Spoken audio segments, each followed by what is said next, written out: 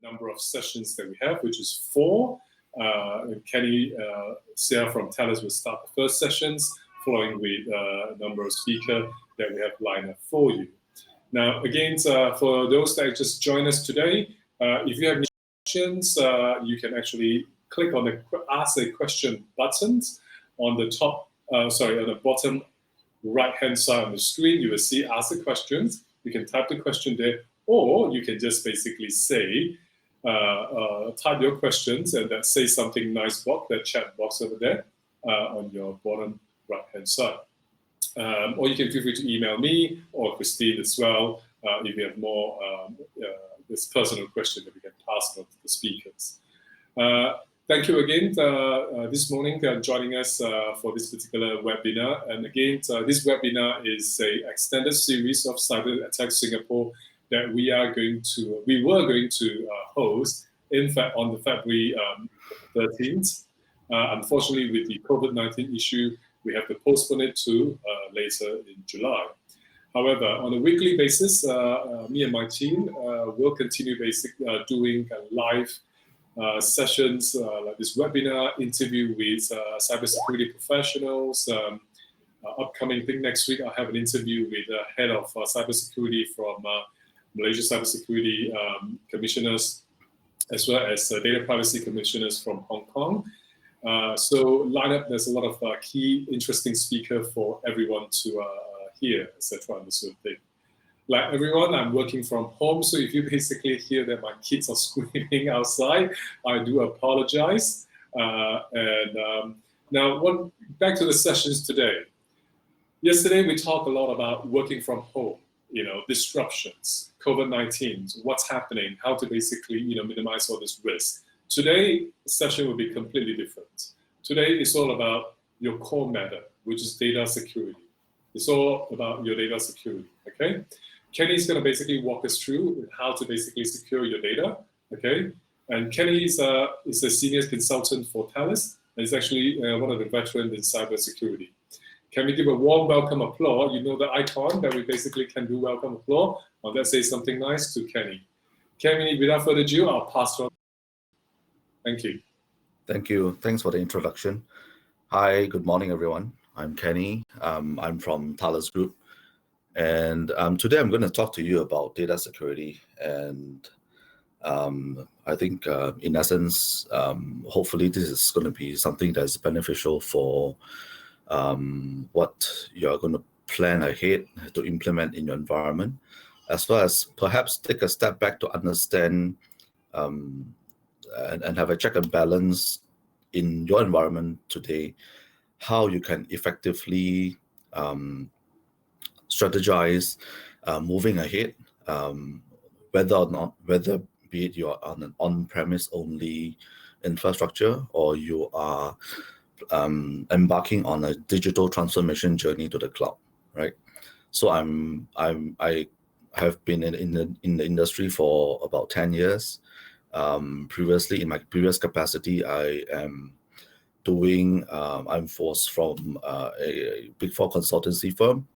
So I did a lot of implementation projects as well as IT advisory consulting, right? So diving right in to data security or data privacy, we are seeing the requirement for data privacy or data security increase and staggeringly. If you do a back shift of 2 to 3 years back in time, you are looking at data leakage and data security issues primarily focused on data that's essential to the organization, their intellectual properties, their trademarks, and so all these things. But we are seeing a shift in data privacy concern, not only to organizational data, but to personal identifiable data as well. And this is becoming very alarming, where major organizations, they are being fined very heavily, being penalized for not safeguarding and not looking at protecting such data, right? And the business landscape is changing. Previously, we have a lot of, as I mentioned, regulations on healthcare data. We have regulations on PCI data, which is payment financial related data. But these days, from a geographical location perspective, and also from a global perspective, we are looking at more and more compliances and personal data protection acts that's coming out. That's why there seems to be a shift in terms of what the protection of data requirement was, and now we are focusing on what can be done further to protect your customers' data, your own organizational staff's data, so on and so forth, right? And in Thales, we do a lot of, we have a very strong internal team that focuses on compliance, and our internal team does a very good job at that. If you're interested, and if you're coming from a compliance and audit background, I think you'll appreciate what we have put up together. You can go to this site. We basically dial it down for you, where into regions. If you're operating in a regional, if you have a regional presence, not only in Singapore, but around this region, or even the APAC or global, I think this is definitely something that you should look at, because it targets down and distill down what are the different compliances that applies and how our solutions can help to address these compliances moving forward, right?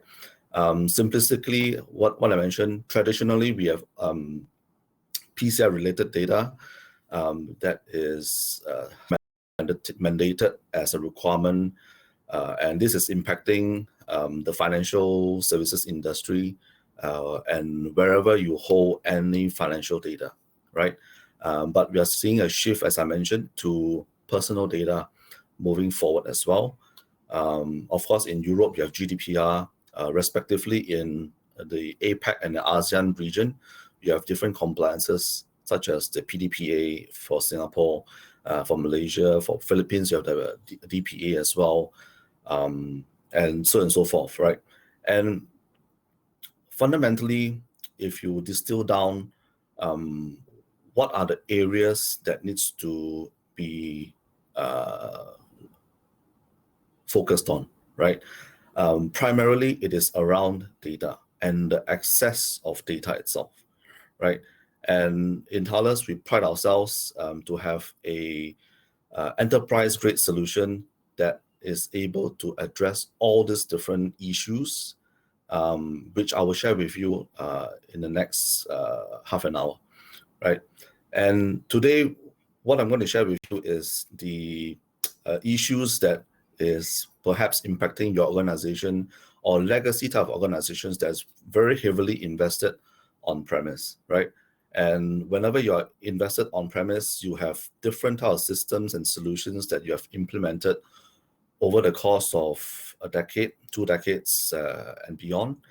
And what you find yourself in reality is that you have a lot of silo-based systems that performs their own level of protection or their own data encryption, right?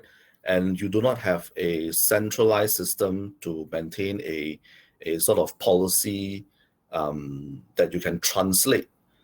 If your organization has a data security classification policy or a guideline, you will find it challenging to start enforcing that. And this is where it comes into the picture, where if you have a silo-based, what we call islands of encryption, then it is becoming a very tedious task to go down and zoom in every single system, every single data sink and data source, where your data is, and start understanding what is the limitation of each systems and how are they implementing data protection measures, right? And in Thales, we are launching a next generation of data security platform that is capable to address an end-to-end type of solution for your organization, be it from key management to security policy enforcement, to data at rest encryption, as well as what we call a data discovery and classification process, right? So not only we are focused to protect your data, we are also invested to help your organization find, to discover sensitive data and to hunt them down and to start enforcing protection policies. So whether or not you are from the implementation or the development side in an organization that is targeting to protect data, or whether you're on the last line of defense, the auditors, the compliance side of the organization that helps to check and be the last layer of defense to ensure that nothing slips through, right? This is the perfect solution for you in order for you to be able to discover data, sensitive data within your organization in areas that you are not even knowing where they're residing, all right? And this is a one platform, one strategy. And as I mentioned before, this is a enterprise-grade strategy platform that you can embark and deploy it, be it on-premise data centers, or you can deploy it in a hybrid on-prem and in a cloud, public cloud or private cloud. And all this can be operated remotely across the globe. And we are heavily invested in all the new technologies moving forward and trending, such as big data, analytics platforms, containerization, and so on and so forth, right? So this is where categorically how we start aligning what are the types of protection that your organization requires, right? So first of all, we start off with the type of protection that whatever that your existing system has the capability to encrypt or to protect, whether is it on-premise or in the cloud. So this is what we call bring your own key or native encryption concept, where the next generation data security platform will be the centerpiece to store your sensitive key materials. And all this encryption capability is being addressed by your native encryption system, right? This can be in your disk storages, can be in your databases, as well as your cloud provider. What we offer over here is a secure key vaulting solution that provides you a segregation of duty, right, to separate where your encryption key is being stored on one hand and where your encryption function is being performed, that is in your system, right? So you have to decouple where your encryption is being done and where you store your keys, right? You cannot put them in the same basket. That is best practices, best case practice perspective. That is a no-no. So that's something to take note of. And I will cover a bit later on the journey to cloud. If your organization is moving or is in the process of doing digital transformation, I will share a bit more on that later. Right. The next is, in the event that your application systems or your servers does not have an encryption capability, then BYOE, bring your own encryption. This is a solution that we offer, and it comes very handy, and we are able to get it up and running, get it up to speed very fast, and it is absolutely transparent to your application systems, right? I will elaborate on this a bit later. And last and foremost, this is the application layer encryption or tokenization, or the basically application layer protection type of capability. All right. So we address all these different use cases and the different types of protection mechanism, and this is being mapped from a risk perspective. These are the different stacks that is of interest from your organization standpoint. And if you look at it from an audit and compliance perspective, it makes sense, because where is your data sitting, right? And how are you accessing all the different type of data that you have, whether is it on the cloud or in on-premise, right? So you go from the cloud, from the top to bottom. From the cloud services perspective, you have risks of your cloud administrators, your CSP breach, loss of control, and basically mismanagement of or misconfiguration, right? We are not dealing with misconfiguration. We're dealing more with a loss of control and perhaps an insider threat of CSP breach that is happening very rampantly, right? And moving down, we are addressing the application layer of encryption. This is targeted at application and database level privileged users, right? So if you're a database administrator, or if you understand your organization well, database administrator holds a lot more responsibility than they should. As a database administrator, their role is to manage the database and to ensure that is being patched regularly, they're maintained up to date. Everything is, the health check is being done, right? But on top of that, because if you do implement any form of TD, transparent data encryption on a database level, you will find yourself that even the database administrators themselves, they have access to the key wallet or the encryption keys to decrypt the database data, right? And technically, that is not a function of a database administrator, right? And moving down, you have the file system layer. Your risk is at the super user or the administrator level of the system, right? And we're going to address this with what we call a file and folder based encryption that is going to protect against any form of privileged user abuse, right? That we see very frequently happening in any form of cyber attack that you come across, right? And coming from a cybersecurity and cyber implementation platform background, I can share with you that a typical cyber attack happens when you have a malware or a some sort of a Trojan penetrating, infiltrate a seemingly innocent laptop or desktop or any form of asset in the organization, And from there, they start doing lateral movement, right? And they start doing privilege escalation, and they start moving closer and closer to the internal network and to the zones that is preferably in a management zone. Then they can start doing wonders.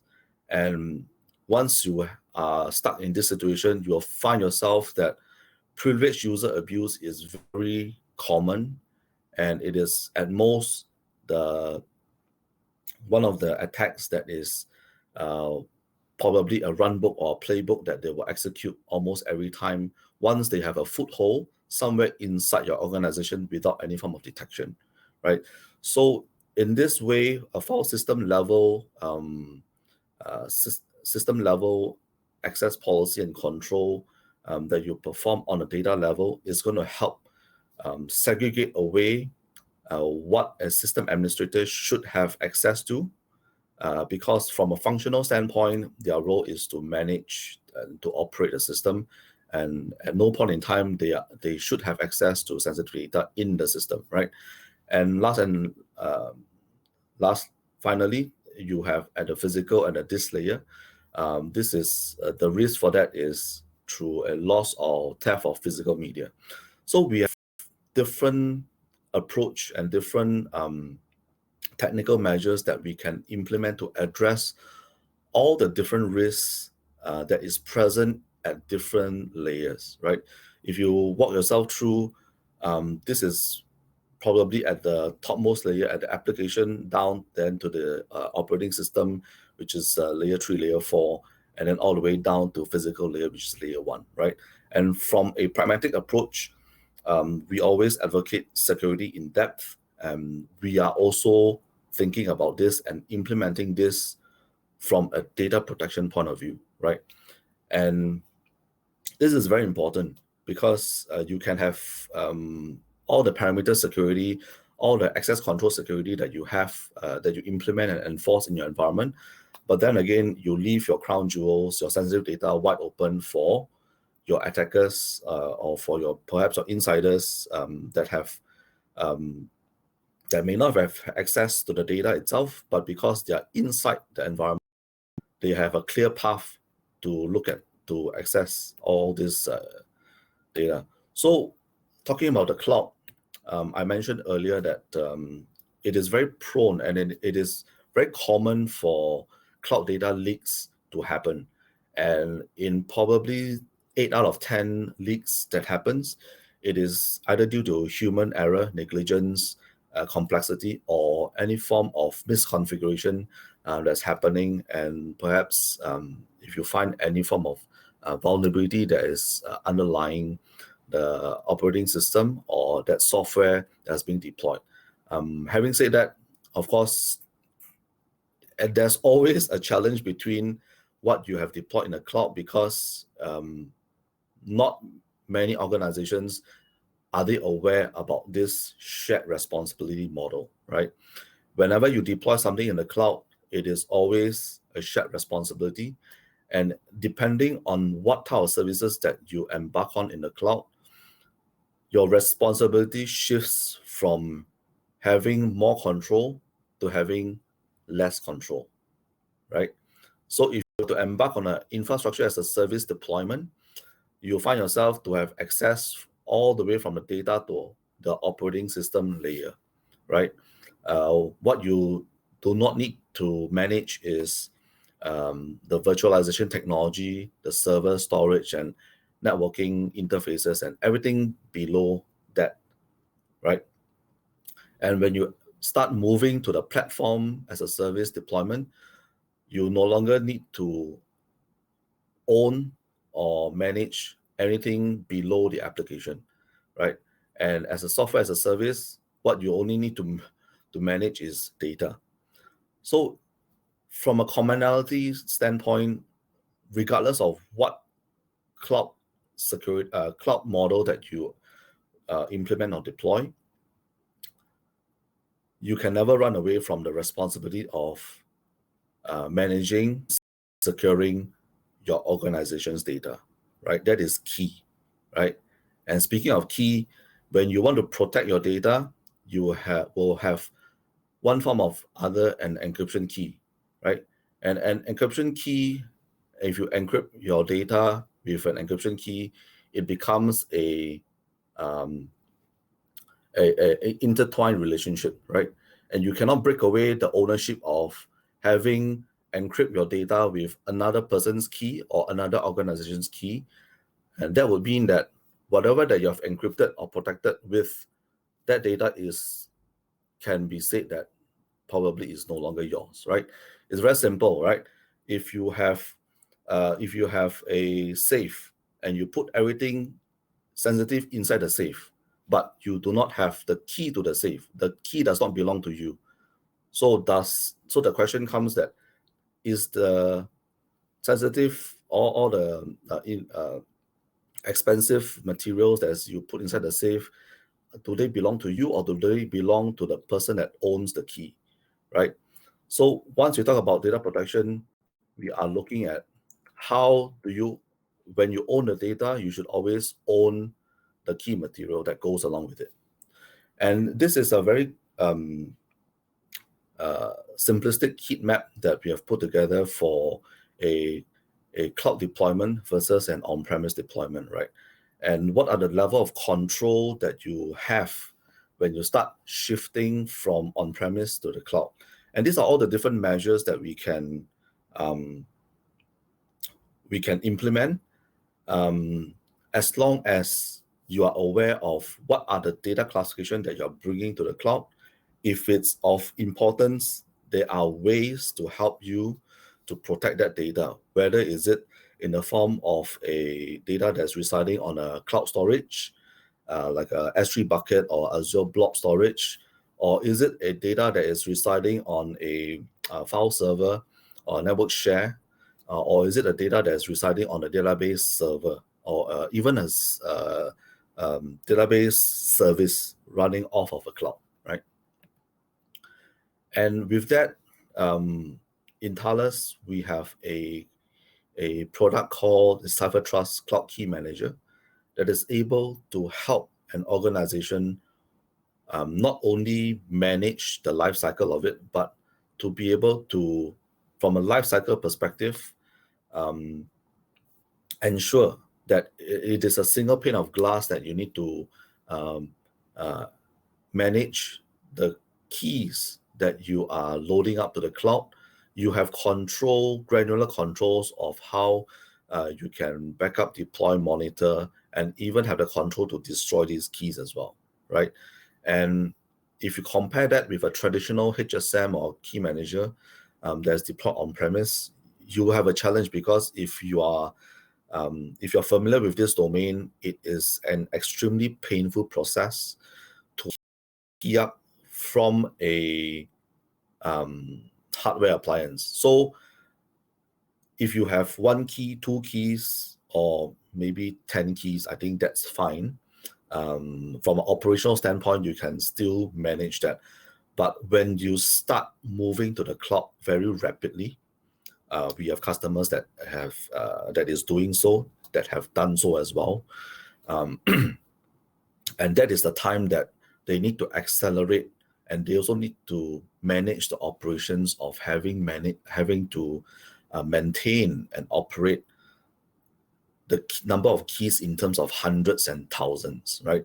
And when you have that amount of key, and when you have a multi-cloud environment situation, where you are deployed not only in Azure only or AWS only, but you have Azure, AWS, Ali Cloud, and you have IBM Cloud, and so many clouds, then you have an issue of what I've mentioned, all right? So takeaway point is Cyber Trust Cloud Key Manager helps you address a multi-cloud strategy for data protection, okay? In our platform, we also help to implement application layer data security. We offer all these different types of protection mechanism. And by and large, I think what is key and important these days in the industry is tokenization, right? Why this is important is that it is able to retain the format of the data that you are dealing with, and preserve it and write it into a database schema without any changes to that, right? So for example, if you have a 16-digit credit card number, after tokenization, you are presented with a token value of a 16-digit number. And when you retrieve that token value and you want to present it back to in a clear text value, we have the capability to be able to mask that data when you present it to different type of user groups, right? For example, if you present it to in this example, accounts payable staff, we will release the full text data, the clear text. But in the event that a customer service is calling this record and requires to have this data being seen, we will present a mask value, perhaps leaving only the last 4 digits being in clear, right? Next is bring your own encryption. This is something that I've highlighted earlier. This is important because at the file system layer, this is a file and folder encryption technology where you are able to apply a fine-grained access policy to your data that is sensitive. So for super users, for root account users, for administrators, you can segregate them in a fashion where even though they are the super user of the system, they are not allowed to access certain parts of the operating system, right? It ties back to their roles and responsibility, what they should and shouldn't be doing, right? And this is, you can apply an effective rule to this, and what you are, the benefit of this is that you are able to have very granular auditing and logging capability in the event that there is a breach, right? If you define a path in a file system that is sensitive, and if someone that's unauthorized trying to access that path, you can have certain loggings to be flagged up through your SIEM or your syslog solution, and that can be an event that you flag out as a breach or a data leakage issue, all right? And finally, from an enterprise key management perspective, this is how we help to manage your encryption keys from a lifecycle perspective across all your different systems and devices and application systems, right? We integrate with a KMIP protocol, which is a common interface for key management and key exchange. And we also have a vaulting capability to store your keys and certificates, all right? Moving on to something that's a bit more exciting. Unfortunately, I perhaps only have 5 minutes to do this. We have now a data discovery and classification capability. So if you are sitting from an audit and compliance perspective, if you want to hunt for sensitive data, you can start doing so with our single platform solution, right? So one stone kills 2 birds. You protect and you discover as well. So we are able to scan. So if you're familiar with vulnerability scanners, this is the equivalent for data, right? You scan for sensitive data that you introduce as a category that you want to hunt for, right? Your targets can be cloud storages, databases, file shares, file systems, anything that is residing, be it on-premise or in the cloud as well. We can scan S3 buckets and Azure blobs moving forward. And the output of this is very important, because so the thing is always, you don't know what you don't know, right? So, but once you know what you know, then you can start acting upon it. So from a system perspective, from an infrastructure perspective, and from an application perspective, you are able to know what you have from an inventory perspective, what you have in your inventory.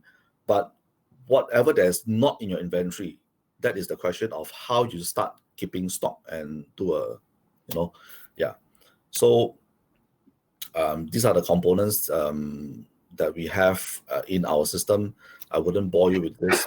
Basically, we can do an agent-based scan or agent can, right? Through all your different platforms that you have in your organization. So I think I will wrap up over here. And I want to thank you for your time. And I will leave the next few minutes for Q&A. Great. Thank you, Kenny. Thank you so much for the presentations. So we do have a question from Mike Liao. It said, hi, Kenny. What is your view on the role of privacy engineer in data security? Well, that is a fantastic question, because we have been seeing, we have been engaging with roles that is dealing with data security these days. We have data security officers, we have data compliance management officers as well. So they come from a different perspective, in the sense that whether or not you are in the governance or in the policy making perspective, or you are coming from the angle of you want to, how do you start enforcing all this, right? So one is more like policy making, governance related. How do you keep a check and balance? And the next is, how do you start implementing? How do you start putting technical measures to do it, right? And then you have a hopefully you can have a closed loop cycle that you can be able to monitor that in an ongoing and repetitive fashion. Kenny, I believe you can see the question down there. Yep. Does the DDC extend to O365? Oh, I'm sorry, I can't see the questions though. Okay. So yeah. The question is, does the DDC extend to O365? We can scan emails if it's in a file and folder. If it's in a file, we are working on a capability to be able to scan platforms like O365 as well on personal mailboxes. Okay. Is your encryption devices apps supported Google or GCP? Yes. So our platform can be deployed on premise as well as on the cloud. So we work with the big cloud players like Amazon, Azure, Google. We have images that you can deploy, either that you can spin it off from a marketplace itself, or you can what we call bring your own. Basically, we have an OVA file that you can load it up, and we can provide you that license to run that image. Right. Okay. Oh, there's another one. You still can't see it, right?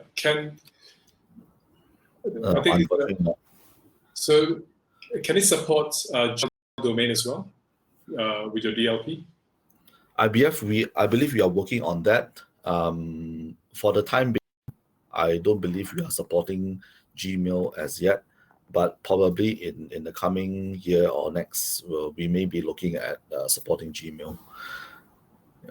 Kenny, I mean, I work with, my specialty is white collar crime. And I work with a number of compliance, legal audits professional around the world. And one of the brand that we do is eSecurity is actually, that usually about 20 to 30,000 compliance people attend. Yep. Now, the questions that they always basically have for data privacy is that obviously with the GDPR and now CCPA, the California Act, how do organizations pass an audit when they basically doing audits, data security audits measure? Well, what are the common areas that that people should look out for? Do you understand the question? Yeah. So this is a very it is a good question. It's a challenging question as well. I may not have the answer for that, but where we are coming from is that we have, from a solutioning standpoint, we have the technology to help with and to cope with the compliance of data privacy issues around the world. We have we are and in our internal teams, we do a lot of compliance checking in terms of how do we address all this, and we then feedback to our product management team to work on how do we address that technically from a countermeasure perspective, right?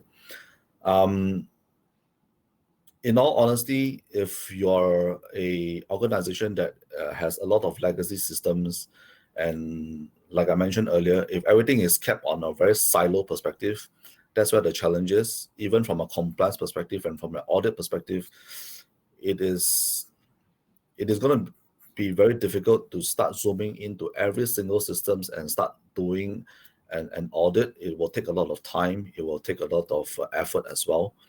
But I think it is necessary to do so when you're talking about data privacy, right?